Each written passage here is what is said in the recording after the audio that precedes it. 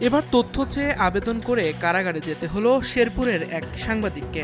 গেল মঙ্গলবার তথ্য অধিকার আইনে উপজেলা নির্বাহী কর্মকর্তার কার্যালয়ে আবেদন করতে যান দৈনিক দেশ রূপান্তরের নকলা উপজেলা সংবাদদাতা শফিউজ্জামান রানা। কিন্তু সাংবাদিককে তথ্য না দিয়ে বরং ভ্রাম্যমাণ আদালত বসিয়ে ৬ মাসের কারাদণ্ড দেয়া হয়, এমনই একটি সংবাদ প্রকাশ করেছে পত্রিকাটি।